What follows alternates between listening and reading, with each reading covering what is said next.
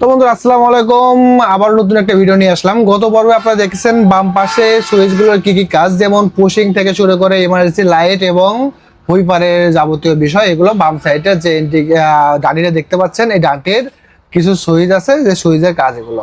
তো আজকে এই পর্বে আমরা জানবো ডান পাশের সুইচের কাজ।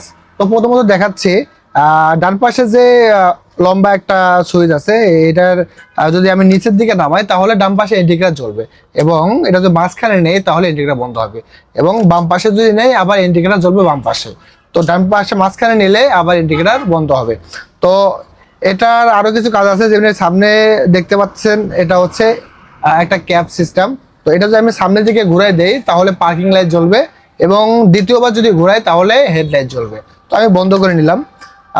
এটা যদি আমি উপর দিকে টান দেই তাহলে লাইট উপর দিকে হবে, মানে সামনে দিকে কোনো গাড়ি আসলে বা কেউ কারোর কাছ থেকে সাইড চাইতে গেলে এটা আপার করতে হয়, যাতে বুঝতে পারে যে আপনি সাইড চাচ্ছেন অথবা সামনে থেকে গাড়ি আসতেছে, তাকে বুঝাইতে পারেন, বা আপনি ওভারটেকে যাবেন তখন এটা ব্যবহার করা হয়। এবং এটা যদি আপনি নিচের দিকে নামায় দেন তাহলে আপার লাইটটা জ্বলে থাকবে, আপার লাইটটা জ্বলে থাকবে। তো এটা বন্ধ করে দিলাম। তো এই ভিডিওর মাধ্যমে আমি মনে হয় আপনাদেরকে যথেষ্ট জানাতে পারছি যে হিনোলন যে গাড়ির যে মাথা আছে, এই যে সুইচ গুলো স্টার্টিং এর নিচে যে দুটো ডান্ডি থাকে, এই ডান্ডি সম্পর্কে বিস্তারিত ভিডিও আমি এই ভিডিওর মাধ্যমে আপনাদের সবাই জানিয়ে দিলাম। ভিডিওটা ভালো লাগলে অবশ্যই লাইক কমেন্ট এবং শেয়ার করে পাশে থাকবেন।